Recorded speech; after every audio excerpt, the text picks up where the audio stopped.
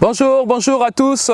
Je suis Lorish Ibinga. Je suis très content d'être là parmi vous au travers donc de ce média pour vous répondre à plusieurs de vos questions, vous enseigner la parole de Dieu. Alors, il y a une question qui m'est souvent posée, c'est est-ce que la fin de temps existe? Est-ce qu'un jour tout s'arrêtera? Il n'y aura plus rien, plus de vie humaine sur la terre. Qu'est-ce que la fin de temps? Alors, je m'en vais répondre à cette question et vous dire ce que proclame la parole. Alors, ouvrons donc la parole dans le livre de Matthieu. Nous allons ouvrir la Bible dans le livre de Matthieu. La Bible est notre source, c'est notre référence. Alors, regardez ce qui est dit au verset 36. Pour ce qui est du jour et de l'heure, personne ne le sait, ni les anges des cieux, ni le Fils, mais le Père seul. Personne ne sait. Alors, si je venais à vous dire que j'ai la prétention de savoir quel est ce jour, et je ferai beaucoup de dessus aujourd'hui. Je ne connais pas le jour, rassurez-vous. Je ne connais ni l'heure, mais plusieurs signes nous montrent que nous approchons le jour, nous approchons l'heure. Et c'est pourquoi c'est d'autant plus nécessaire pour vous et moi de faire preuve de vigilance et d'attention. Je vais vous donner ces signes que Jésus nous a annoncés et vous me direz, nous allons les commenter ensemble. Regardons donc Matthieu 24, qui sont les signes finalement qui annoncent ce jour-là et cette heure. Matthieu 24, c'est Jésus qui parle. Au verset 4, il dit ceci. En fait, tout d'abord, les disciples posent clairement cette question, au verset 3. Il s'assit sur la montagne des Oliviers et les disciples vinrent en particulier lui faire cette question. Dis-nous, quand cela arrivera-t-il? Et quel sera le signe de ton avènement et de la fin du monde? Vous voyez, la question est très claire. Et Jésus n'a pas dérogé à cette question. Il a répondu avec précision. Regardez ce qu'il dit. Jésus leur répondit, prenez garde que personne ne vous séduise.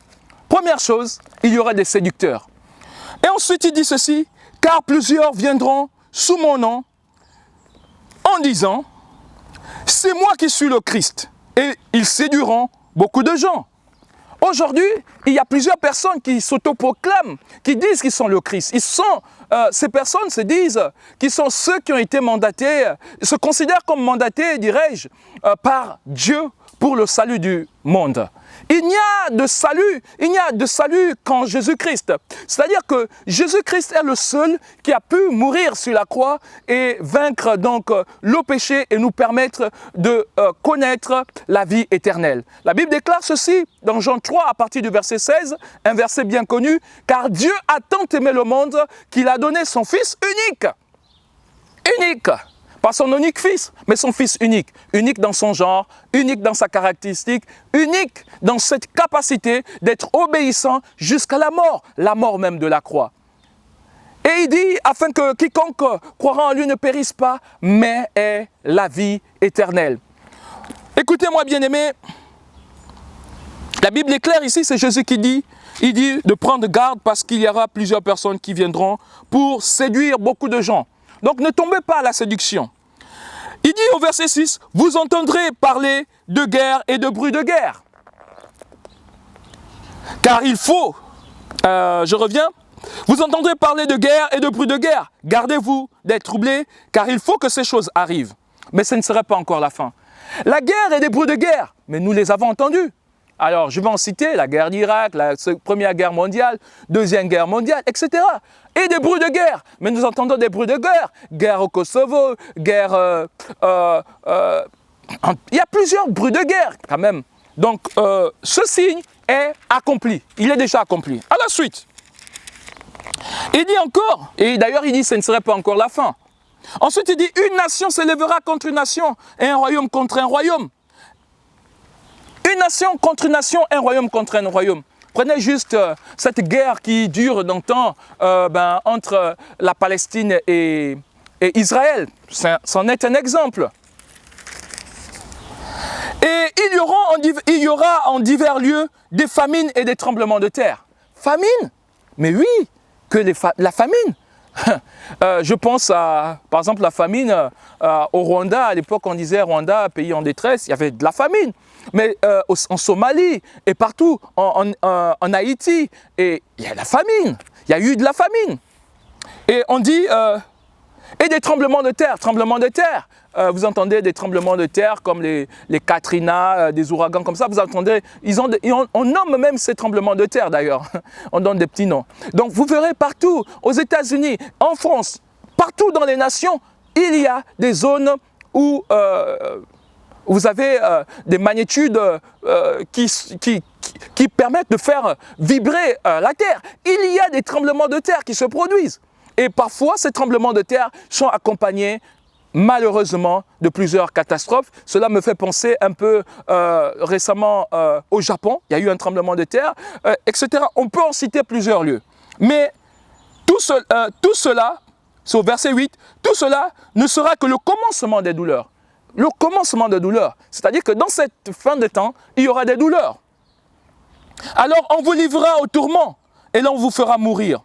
Mais tiens, ça, c'est un signe qui est déjà manifeste. Beaucoup de personnes meurent aujourd'hui parce qu'ils prononcent le nom de Jésus. On les fait mourir.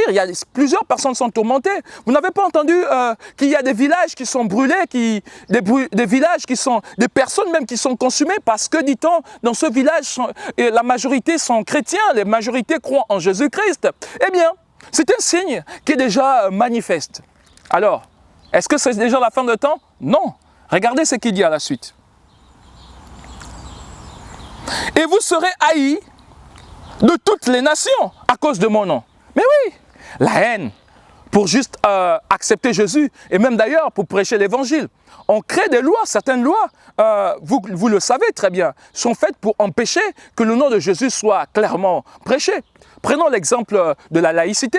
Ben, avec la laïcité, dit-on qu'on n'a plus le droit de pouvoir prononcer clairement en lieu public le nom de Jésus.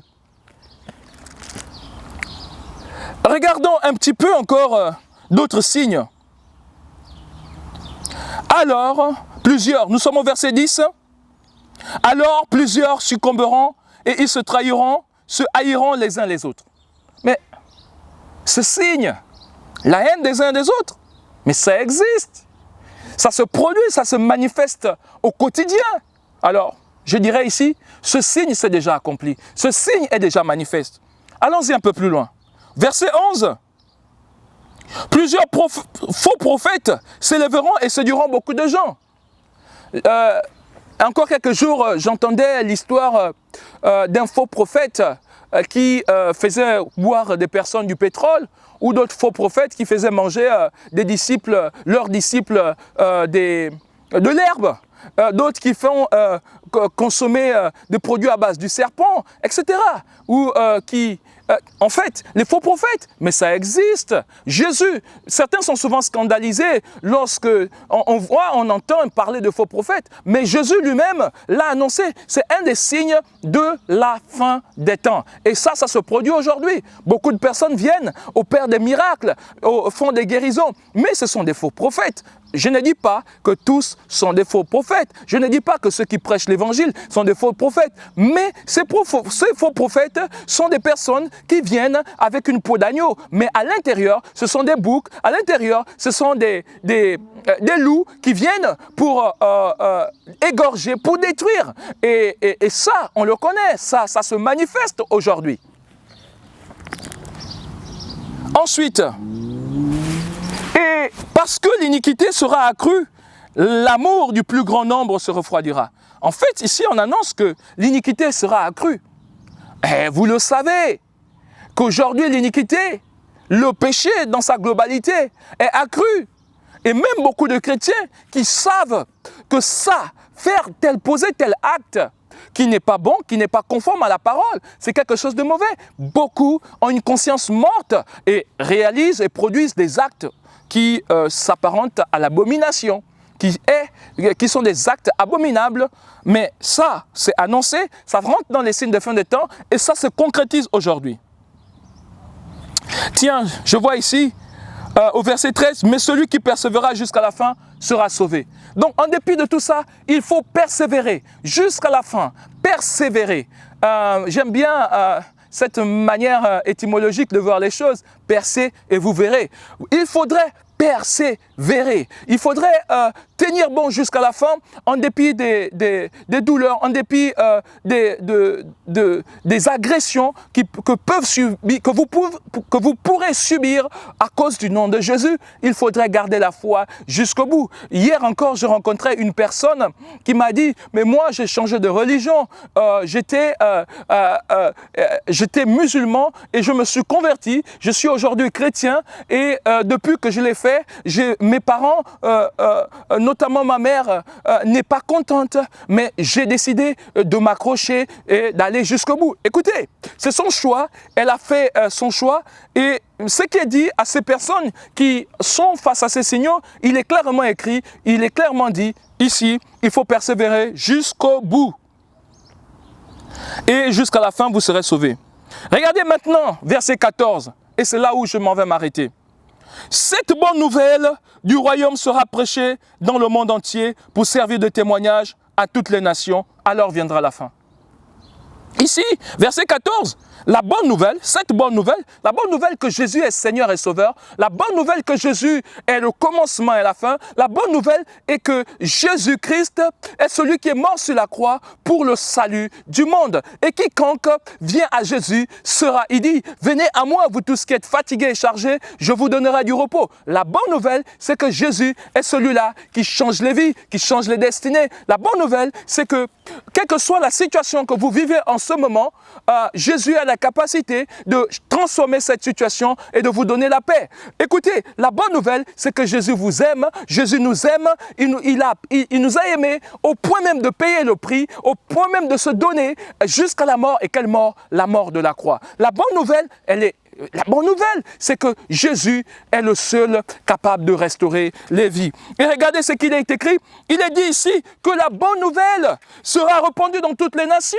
Écoutez, bien-aimés, la bonne nouvelle, aujourd'hui, la transmission de la bonne nouvelle se fait au travers de différents médias. Là, par exemple, je suis en train d'utiliser ce média pour transmettre la bonne nouvelle. D'autres utilisent la télévision, d'autres la radio, d'autres Facebook, d'autres YouTube, d'autres Instagram et tout autre réseau, WhatsApp, etc. La bonne nouvelle s'accélère, ça va à des vitesses lumière aujourd'hui. C'est-à-dire que même ceux qui sont dans les forêts, ceux qui, je dirais les pygmées, ceux qui vivent en forêt, ou d'autres peuples qui n'ont pas accès aujourd'hui, qui n'ont jamais eu accès à la bonne nouvelle, ont accès aujourd'hui au travers de différents médias et même des personnes qui vont pour la transmission de cette bonne nouvelle. Et ce qu'il est dit, c'est que cette bonne nouvelle est transmise afin de servir de témoignages. Des témoignages, c'est-à-dire que des personnes ne diront pas « Ben, écoutez, nous, on n'était pas au courant que Jésus existait, on n'était pas au courant qu'il fallait donner sa vie à Jésus comme Seigneur et Sauveur. » Et regardez ce qui est dit, la bonne nouvelle sera prêchée dans le monde entier pour servir de témoignage à toutes les nations. Alors, j'aime bien cette conclusion. Alors viendra la fin.